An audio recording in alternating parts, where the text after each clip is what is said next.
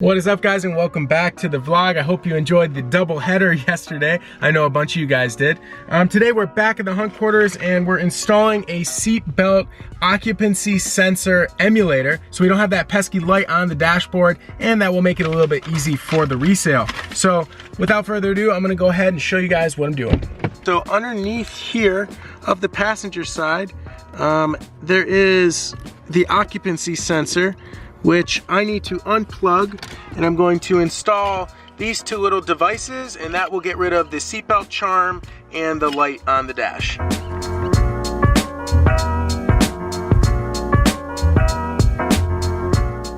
This might be a little bit difficult for you guys to see, but essentially this is the clip for the occupancy sensor, and it has two wires here. Let me try to show you and focus. Okay. So what I need to do is remove these two wires here, the red and the black, and I'm going to be replacing those with these from the emulator kit right here. So to remove those pins, I actually just need to press down with a very small screwdriver. Let me go ahead and set this down and get it done.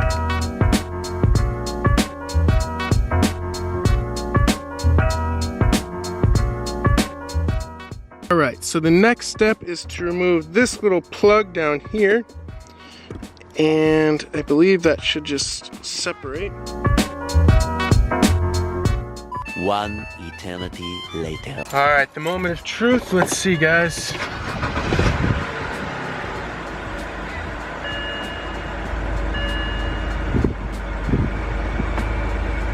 The seat belt indicator.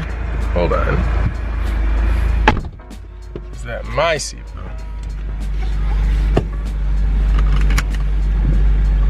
Hey, it's gone. All right, so that thing works. That's really cool. I wasn't expecting it right off the bat. I thought I had to go get it coated. Now, I wanted to explain just briefly what that was and why I did it.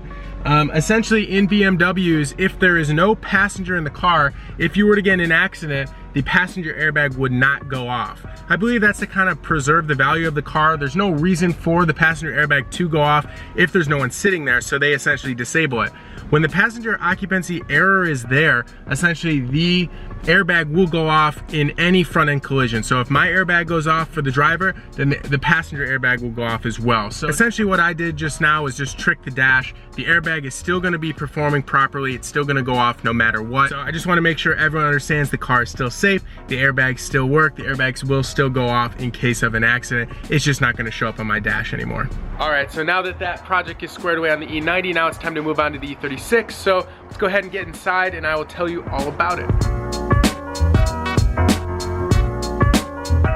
All right, so if you guys are new to the channel, this is my 1996 BMW E36 M3 with a recent addition of a aftermarket turbo setup from CX Racing. Now, if you're wondering why it's so ugly on the outside, that is because I just removed the Nardo gray wrap that I had on here, and we're gonna be prepping it for a new wrap, which I'm not gonna tell you guys exactly what it's going to look like, but it's going to be really awesome. So in today's video, we're gonna be trying to dial in the fitment on this car.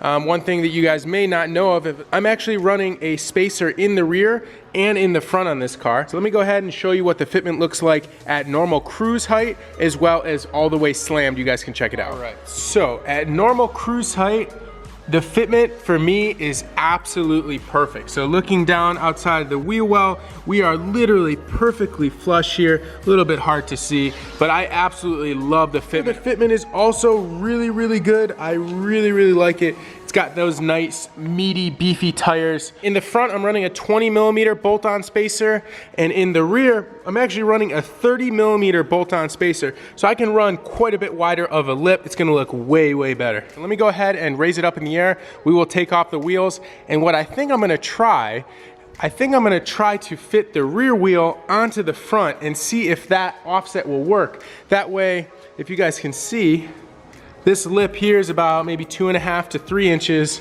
and in the back we're looking at about maybe 3.5 to 4. I'll have to measure that. But if that works, then I'll really only have to relip 2 out of the 4 wheels.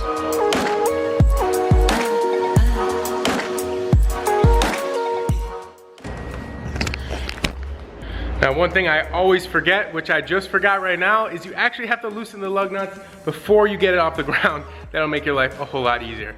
Going back down, loosen lug nuts, then back up. Here we go.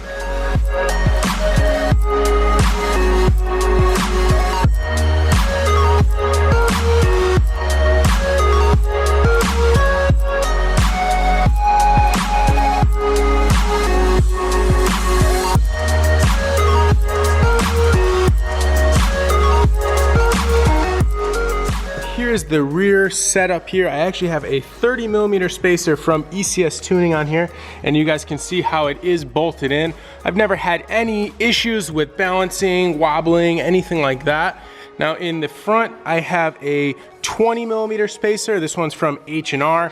Once again, this one does bolt in, so my wheels actually bolt onto this little threaded insert. Haven't had any issues with that. So if you actually pick up some good quality spacers, you most likely will not have any issues. I really like the bolt-on ones, but for the purpose of this video, what we're gonna do is actually take off the spacer right now on front and the rear, and let's test fit the rear onto the front.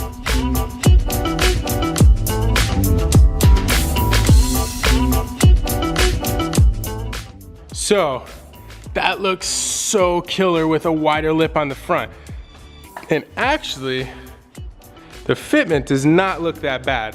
What I'm going to do right now is I'm gonna lower the car down, and I'm going to put some wood underneath the wheel to kind of simulate what the ride height will be. Actually, I think I gotta toss this one on the back as well. We'll lower it all the way down, and let's see how it looks like with some beefy fitment up front with a much wider lip. So now that this is down on the ground, this is what the passenger side looks like right now. As you guys can see, now this is not the proper measurement way to measure lip size, but for right now, this would be a good indication. From the flange to the outer lip, it's 2.5 inches. That's what it's looking like right now. So now on this side, I have the spacer removed. I have the spacer removed on this side, and now instead of a 2.5, we have a 3.5 inch lip. And the fitment looks great. So, I actually think these tire size will work as well on the front. What do you guys think? This is the old front wheel with a 235. And compare that to this. Well, this is a lot easier than I thought I was gonna be. I will confirm online, but essentially what I'm thinking I do is I run the rear fitment on the front, because this looks like this is gonna be totally fine. And then I will have the rear re-lipped quite a bit more. So what I'm gonna do is I'm gonna take off the rear spacer, and then we're gonna measure to see how far out we can come.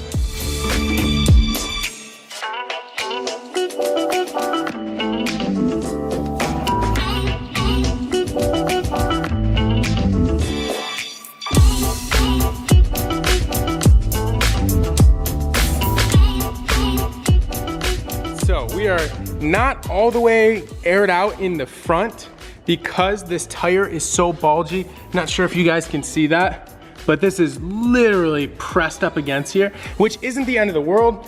Looks like there is a little bit further to go, but it is practically aired out. So I do believe if I make a couple little spacer adjustments on the front fender, that's gonna work good. Now in the rear, obviously this fitment is whack, but I want to measure when the car's fully aired out, because that's the ideal stance. So as you can see on this side, this is also pressed right up against here. I have the bottom bolt here is actually a standoff. So this is flexible, this is fiberglass, and I want this to be just like that, but on this side, with a much fatter lip. So let me go ahead and set this down. I'll show you how to measure that. If we were to imagine that this fender here is the goal, that's the target. I'm trying to line this straight edge, straight up and down, best I can here. And that's where I want the face of my lip to be. So the next thing I'm gonna do is measure this way, perpendicular to that, from the outermost portion of the lip, and that will show me how much of a bigger lip I can get in the back. And looking at that, also keep in mind that I do have a little bit of adjustability with the flexibility of this body kit. Let me just make sure that's straight, okay?